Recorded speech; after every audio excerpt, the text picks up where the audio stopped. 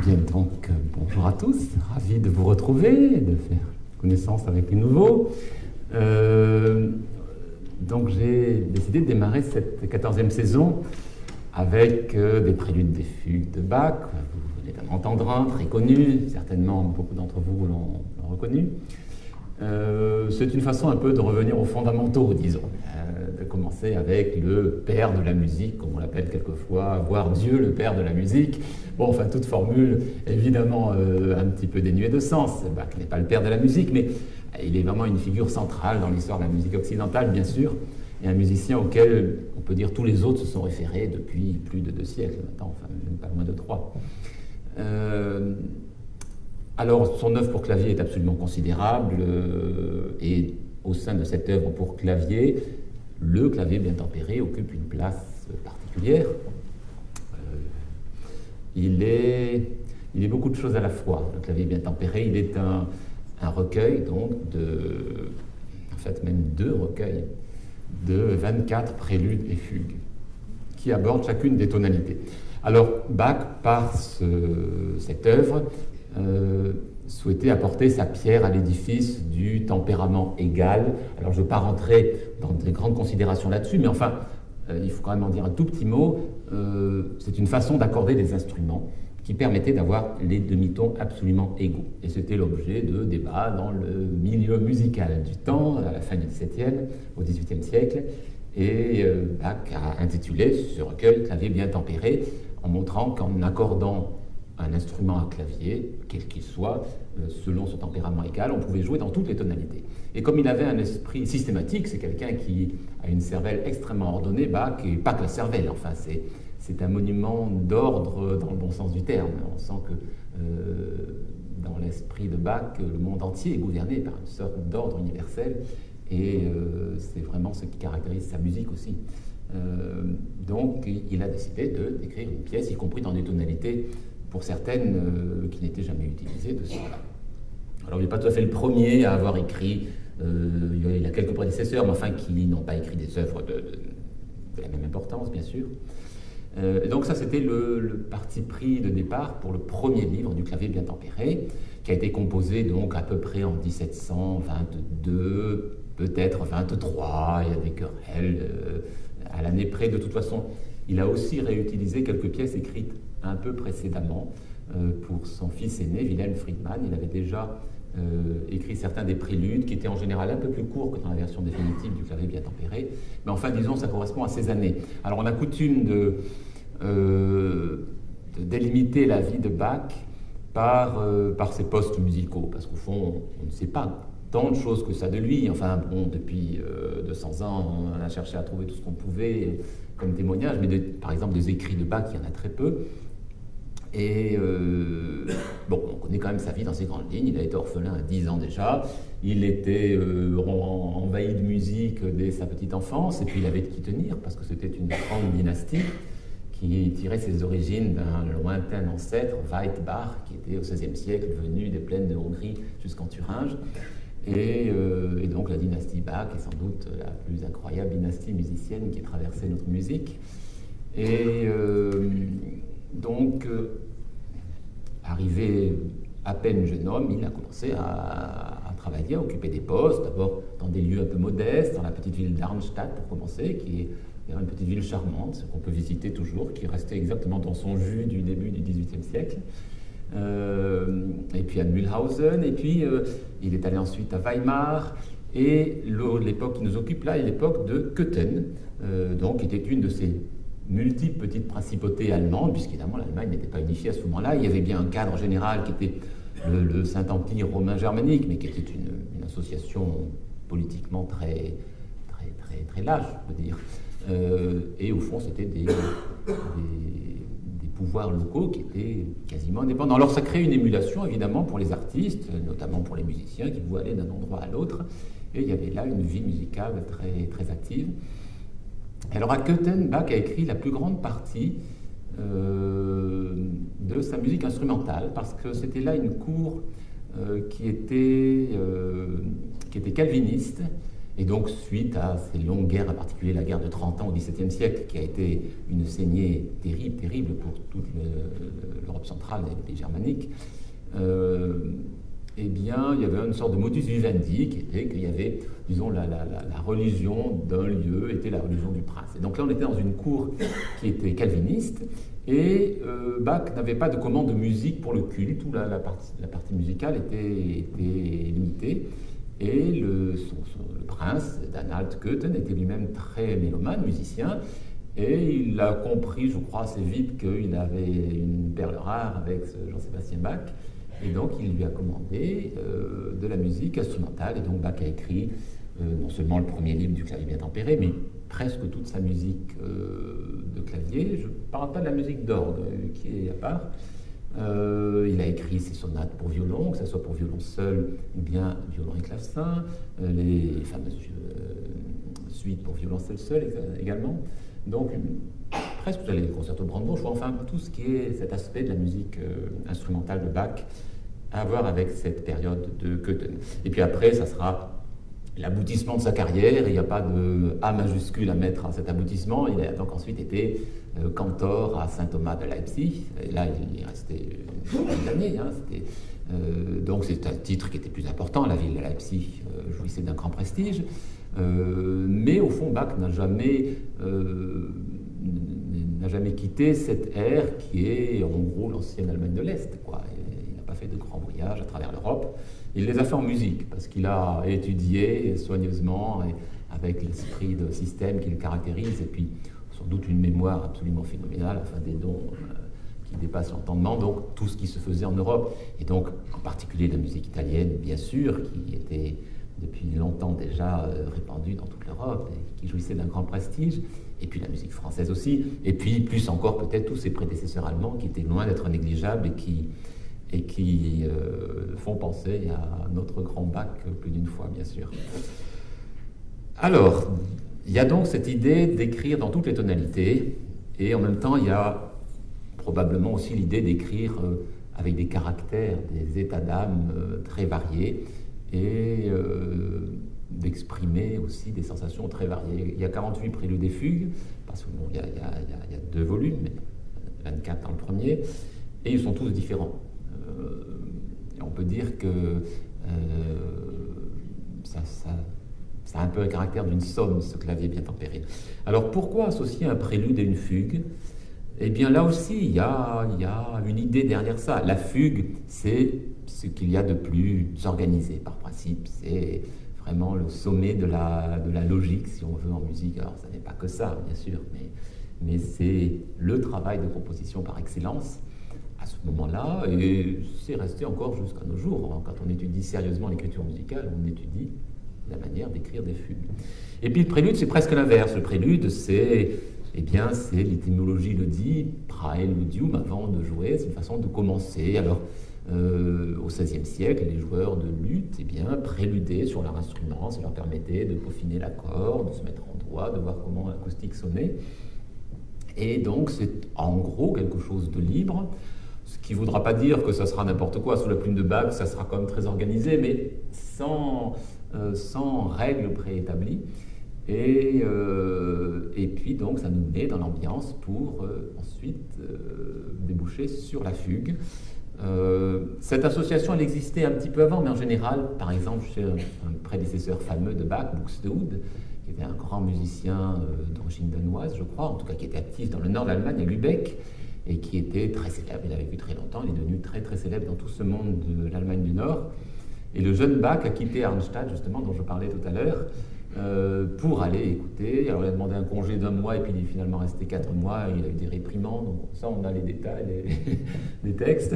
Et il a fait le chemin à pied, donc il a dû faire, je ne sais pas combien, 500-600 km, l'aller-retour pour aller à Lübeck, pour aller écouter et rencontrer Buxtehude.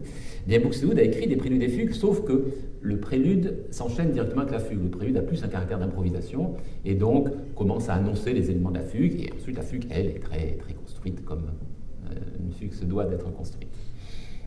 Alors ce prélude-là, il fait partie de ceux qui sont, on va dire, motoriques. C'est-à-dire, c'est une succession de doubles croches Et ça peut avoir un peu un caractère d'étude, ça fait travailler les doigts. Et d'ailleurs, il y a aussi très souvent dans les œuvres de Bach un souci pédagogique, et il ne s'en est pas caché pour le clavier bien tempéré. Alors je ne me souviens plus des termes exacts, mais enfin, c'était pour la récréation des amateurs, et puis pour que ceux qui veulent faire des progrès puissent étudier. Et alors il précise toujours faire des progrès dans l'exécution du jeu, avec plusieurs voix, et puis dans la conception des choses. C'est-à-dire que c'est à la fois une leçon. C'est un côté pédagogique pour la pratique musicale, pour le fait de jouer, et c'est un côté pédagogique pour la composition musicale, pour le fait de comprendre comment la musique est organisée. Les choses ne sont pas dissociées dans l'esprit de Bach, et elles le sont sans doute beaucoup moins qu'aujourd'hui, à ce moment-là.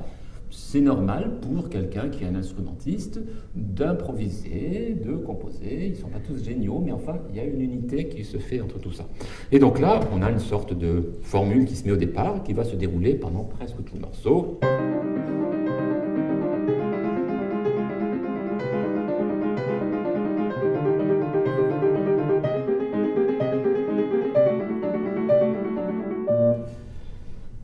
Alors, bon, c'est un déroulé de double croche, une sorte de mouvement perpétuel.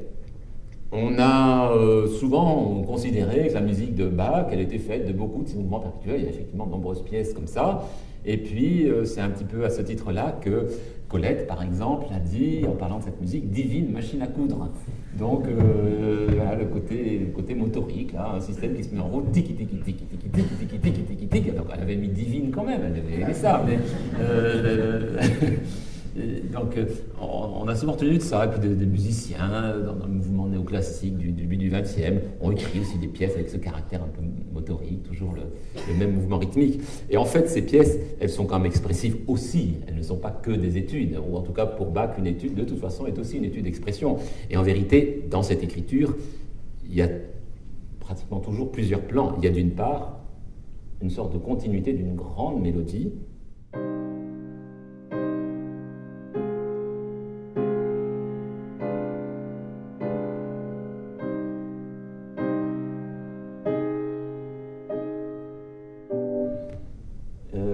donc ça, c'est le plan supérieur, et c'est une grande mélodie qui ne va pas cesser, qui va durer pendant une page et demie. Et puis, il y a au milieu ce mouvement, cette espèce de continuum avec, on peut imaginer, des cordes qui sont là, et puis qui s'agitent et qui créent ce mouvement continu.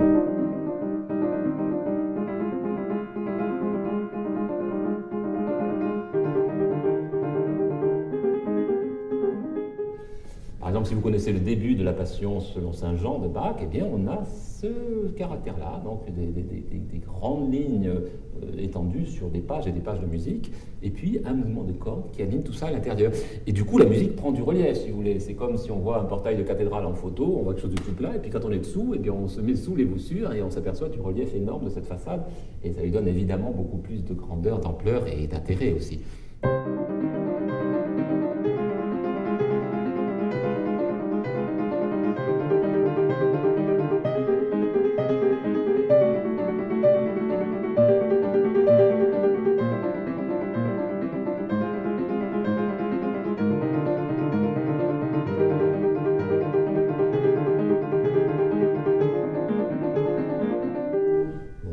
Le fil en aiguille, vous voyez, il n'y a pas de vraie césure là-dedans. C'est vraiment un continuum.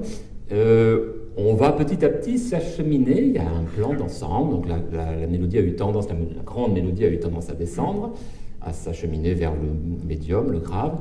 Et puis on va venir se planter, on peut dire, sur une pédale. J'ai déjà employé ce terme, une pédale de dominante, c'est-à-dire une note ici, un sol, qui va rester à la basse et qui va être le support de toute la deuxième partie de la pièce.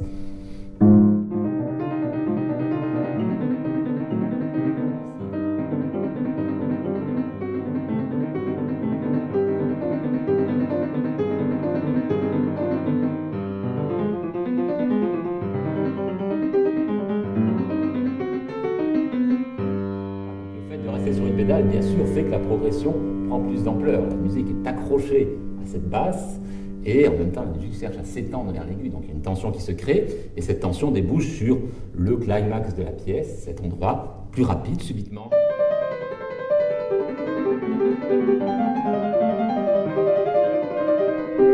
Ce climax où une sorte de course-poursuite entre les deux mains. Et là, Bach a bien indiqué presto. vite. Donc cette course-poursuite-là est précipitée, les deux mains se coupent la parole l'une l'autre, enfin en tout cas empiètent l'une sur l'autre, et puis tout ça, peu de temps après, débouche un accord suspendu, vient buter là-dessus, on peut dire, et là encore, Bach a mis une indication, adagio, donc une petite séquence un peu improvisée.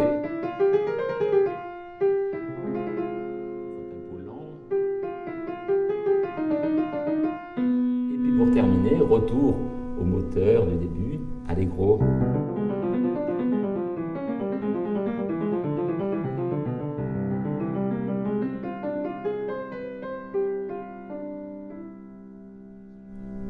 On termine avec une bécane, la tierce majeure, comme ça se faisait souvent à ce moment-là. Donc une pièce qui était au départ mineur se termine avec cet éclairage du majeur. Alors, j'ai signalé ces changements de tempo, d'abord parce qu'ils sont assez caractéristiques de ce prélude-là. C'est pas si courant que dans ces pièces relativement brèves, il y ait plusieurs tempos.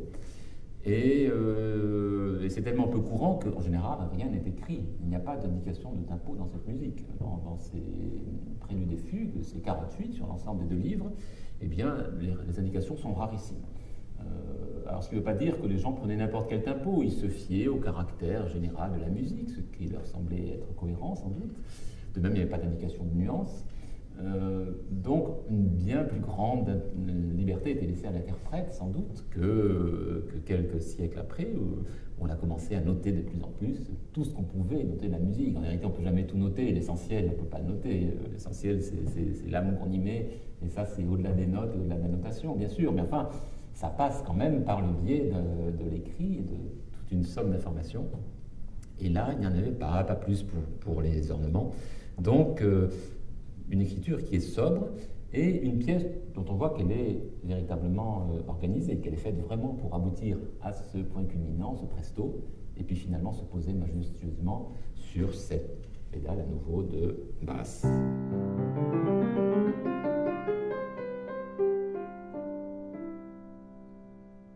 Et ça, c'est, on peut dire, le portique qui nous ouvre l'accès à la fugue qui suit. Et il nous en fournit l'accès, on peut dire, de manière privilégiée. Voilà comment ça se termine. Et ces notes-là, on vient d'entendre à l'instant, eh bien, elles vont être redonnées avec le début de la fugue. Et non seulement, on va les avoir tout de suite, donc elles sont vraiment annoncées très directement à la fin du prélude, mais en vérité, d'une certaine manière, tout le prélude est annoncé, parce que les petits motifs des violons dont je parlais tout à l'heure au centre, on a déjà à l'intérieur de ce motif cette petite broderie, et puis le mouvement descendant. Donc on l'a eu une infinité de fois à chaque main pendant le prélude. Et finalement, on arrive donc à cette fugue qui démarre avec ce thème, on peut dire sautillant.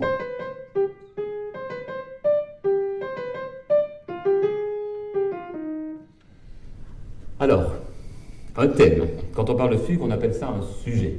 Alors, prenons la terminologie, un sujet. Un sujet, c'est ça. C'est une petite ligne mélodique qui, en général, doit être bien reconnaissable, bien caractérisée, et qui va être le support de la fugue, et même, on peut dire, le support unique. Et c'est ça qui fait sans doute le prix et l'extraordinaire valeur d'une fugue, c'est que c'est par excellence la forme unitaire.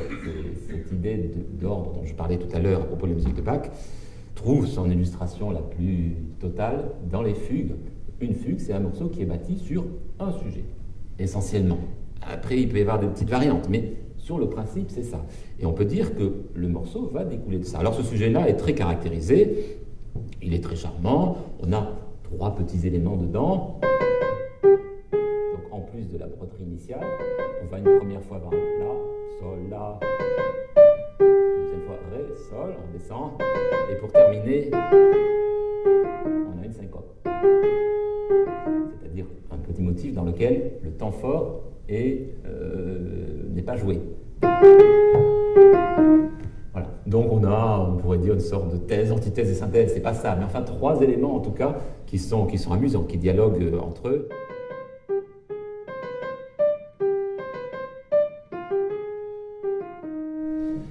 Et ce sujet-là, eh bien, on va le retrouver tout au long de la pièce, une fugue assez courte, très claire dans sa structure, dans son écoute, dans sa polyphonie. Alors, je pourrais imaginer un morceau qui serait fait avec un motif comme ça. Un morceau, j'aurais un chant à la main droite, ça donnerait par exemple...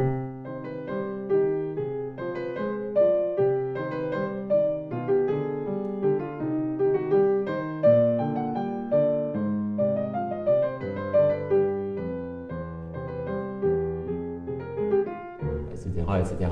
Donc qu'est-ce que j'ai fait là? J'ai pris le thème de Bach, son sujet, et puis j'ai mis un accompagnement dessous, un fond sonore, et puis après j'ai développé la mélodie un petit peu comme ça, comme là où elle me guidait, disons.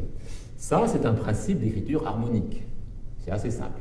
En gros, une mélodie avec un accompagnement. Et ce que va être la fugue, c'est pas du tout ça, c'est une écriture contrapuntique. Voilà le début de la fugue.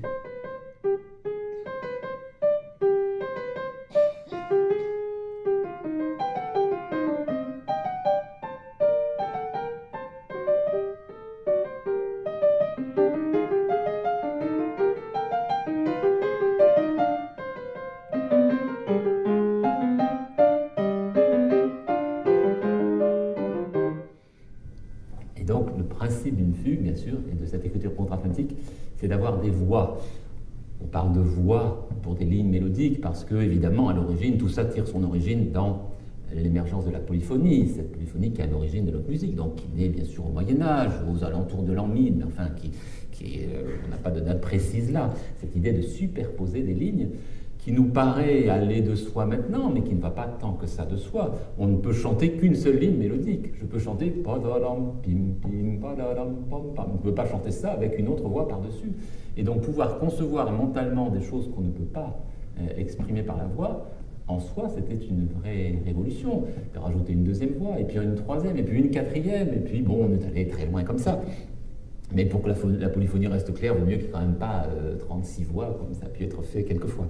Et là, c'est vraiment une écriture polyphonique. Alors cette fugue est écrite, celle-là, à 3 voix. On a donc chaque voix qui, alternativement, va nous donner le sujet. Et pendant que une voix donne le sujet, eh bien celle qui rentrait avant nous propose quelque chose aussi. Elle continue à parler. Donc c'est une sorte, on peut dire, de conversation à 3, mais 3 personnages qui parlent tous les 3 en même temps. Voilà ce qui se passe dans une fugue. Donc là, la première voix.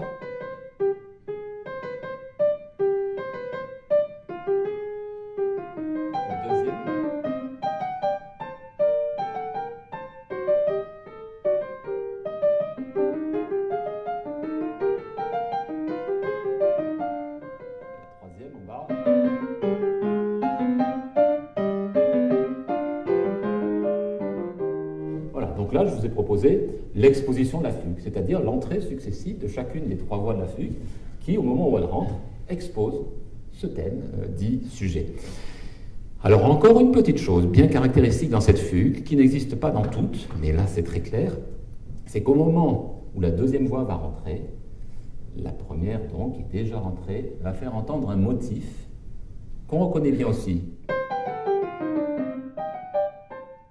Une gamme descendante. Et puis un grand saut de dixième. Et un dessin mélodique qui retombe doucement. Tout ça fonctionne très exactement avec le sujet au-dessus.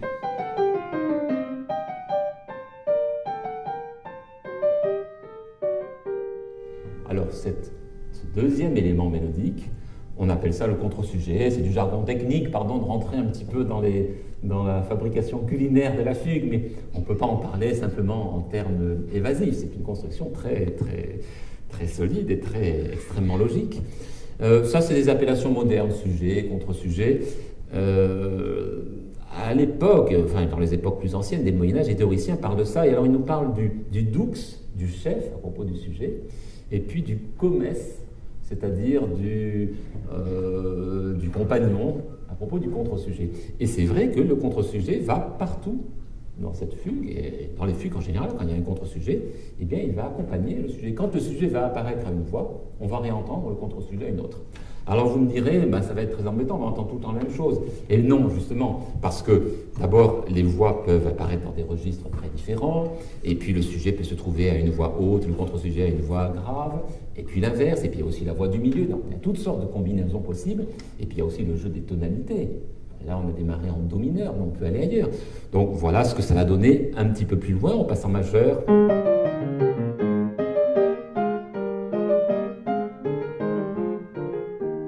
Encore un peu plus loin, je vais avoir cette fois-ci le sujet au milieu. C'est très joli quand il est au milieu. Il est entouré au-dessus, au-dessous d'autres voix qui parlent.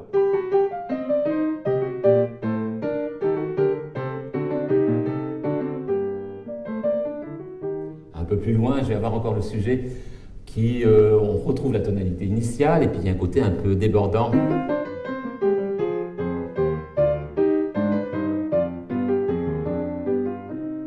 Avec, on le voit, des notes plus graves, donc plus sonores dans un instrument à clavier. Ça donne une espèce d'emphase à la chose. Et cette emphase d'ailleurs va augmenter vers la fin de la pièce. Il y a une progression qui va se faire aussi avec ce système des pédales qui, en général, assoit la musique et donne de la majesté.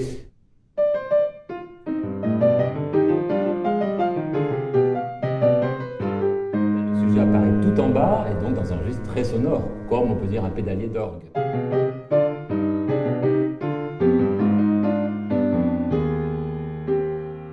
aboutit sur une grande dissonance et une suspension qui peut nous faire un peu penser à l'accord adagio du prélude qui se situe vers la fin.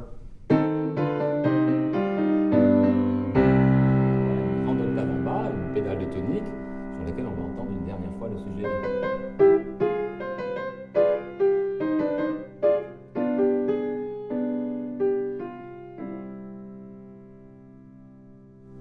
Voilà, donc il y a une certaine majesté dans ça, majesté relative. Le sujet lui-même, avec son caractère un peu dansant, n'appelait pas une fin en apothéose littéralement, mais il y a quand même une certaine majesté dans la manière dont les choses se sont organisées vers la fin. Alors vous voyez que finalement, aucune de ces apparitions du sujet n'est la répétition d'une précédente. C'est toujours différent, c'est toujours varié, et finalement c'est au moins autant l'habillage qui est autour du sujet et du contre-sujet, et la manière dont ils sont disposés les uns par rapport aux autres, qui fait l'intérêt que la répétition pure et simple de ce sujet lui-même. Et puis, en plus de ça, donc, parce qu'il y a bien des moments où on n'entend pas le sujet, il va y avoir des petits épisodes intermédiaires qu'on appelle dans le jargon des divertissements. Et donc, ce sont des moments où on n'a pas ce thème en totalité. Parce qu'en vérité, dans cette fugue, on entend tout le temps pididim, pom, pom, partout. Donc on pourrait croire qu'on entend partout le sujet. Non, on parle du sujet quand on entend le thème en totalité, avec ces trois petits fragments de phrases que j'évoquais. Et pareil pour le contre-sujet, avec sa gamme, et puis aussi avec la retombée en croche qui suit. Mais il y a des moments où on a donc des épisodes intermédiaires entre des séquences, on va dire, plus chargées thématiquement, plus nourries, qui sont les périodes où on a le sujet.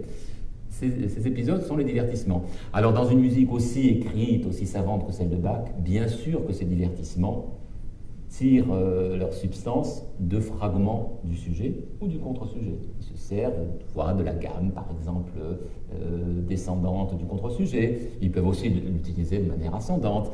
Et puis se servent bien sûr du padada, pim pim, de ce petit grelot, la clochette bien caractéristique du sujet.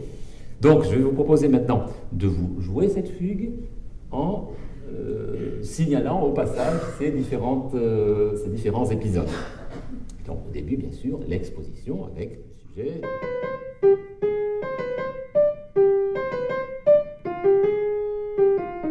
Contre-sujet en bas et le sujet à la deuxième voix.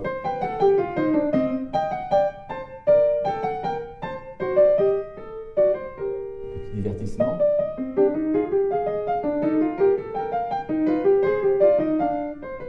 Sujet en bas et le contre-sujet en haut.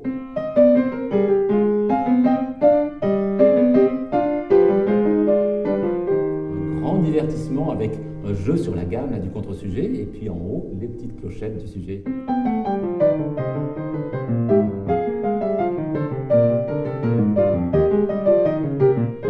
Sujet en majeur. Divertissement avec cette fois-ci la gamme qui remonte. On sent que Bach joue de ces éléments.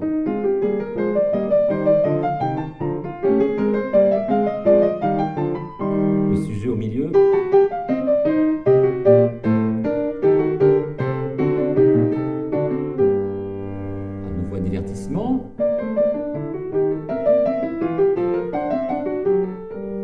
Toujours un divertissement. Il est intéressant ce divertissement parce qu'il a inversé les paramètres. C'est exactement la même chose que les deux mesures précédentes, sauf qu'il a, il a fait passer les voix. Regardons dans le détail. Le début de ce divertissement, c'est...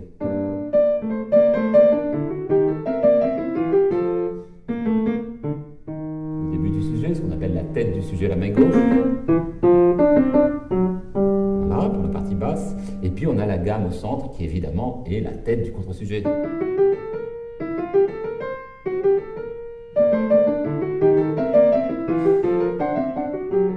Et maintenant la gamme va passer à gauche, et puis la tête du sujet dans le médium.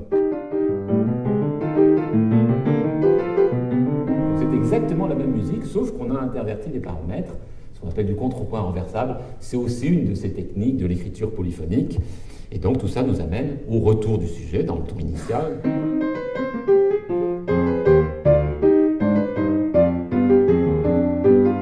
Nouveau divertissement.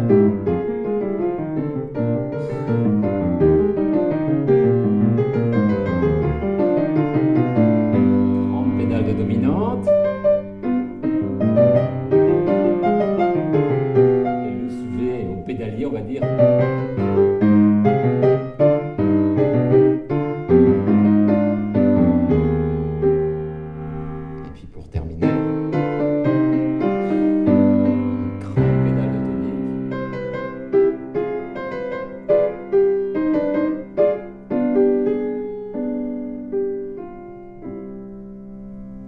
Sur laquelle va se poser donc une dernière fois le sujet, avec là encore une terminaison en majeur, une pièce initialement dans le ton mineur. Cette fameuse tierce picarde, donc encore une appellation qui doit remonter au Moyen-Âge, je pense aux musiciens du nord de la France qui étaient coutumiers de ce type de terminaison. Donc revoilà ce prélude et cette fugue. Alors évidemment, on peut se dire... comment est-ce que quelque chose d'aussi construit, parce que vous avez vu dans cette fugue, il n'y a pas une note qui ne découle pas directement du sujet ou du contre-sujet. C'est-à-dire que, bon, quand j'expose le sujet, il est tout seul, mais quand arrive le contre-sujet aux troisième et quatrième mesures,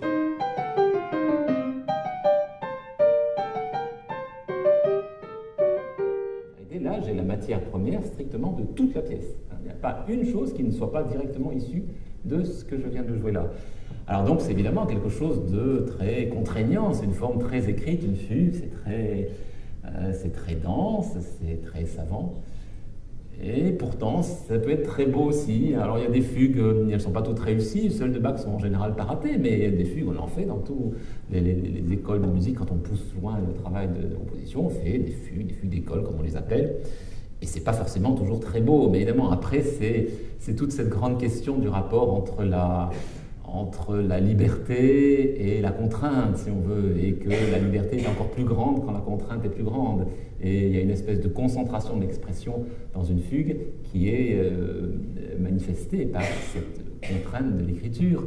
Et puis, évidemment, Bach ne choisit pas ses sujets au hasard, il nous propose des sujets qu'il peut traiter, et puis il les fait entendre sous des éclairages divers, donc il y a une espèce d'intensité qui est donnée à la substance du sujet. On peut dire que le sujet développe des arômes tout au long de la fugue, si je peux utiliser cette métaphore culinaire là. Mais oui, il y a bien corrélation possible entre cette écriture très stricte et on peut dire la poésie de cette musique, donc entre l'architecte et le poète, pour reprendre un peu le titre que j'ai donné à cette séance-là. Je voulais à ce sujet-là vous lire une petite considération de Schumann, qui, comme tous les romantiques, admiraient éperdument la musique de Bach. Là, ils étaient absolument à genoux tous, et pour manifester finalement que pour Bach, la musique n'était pas seulement une mathématique très savante, mais que c'est avant tout un langage expressif. Voilà ce que Schumann écrivait. La plupart des fugues de Bach sont des pièces caractéristiques de l'ordre le plus élevé, parfois de véritables tableaux poétiques, dont chacun réclame son expression propre, ses jeux de lumière et d'ombre particuliers. Donc à travers la construction, il y a évidemment toute la part d'expression qui passe, bien entendu, il n'y a pas opposition entre les deux, Voilà, Schumann qui disait aussi du clavier bien tempéré que ça devait être le pain quotidien de tous les pianistes. Et c'est vrai que ça a un côté, on pense au prélude, un morceau de musique comme un morceau de bon pain bien nourrissant. Et je vais vous le rejouer.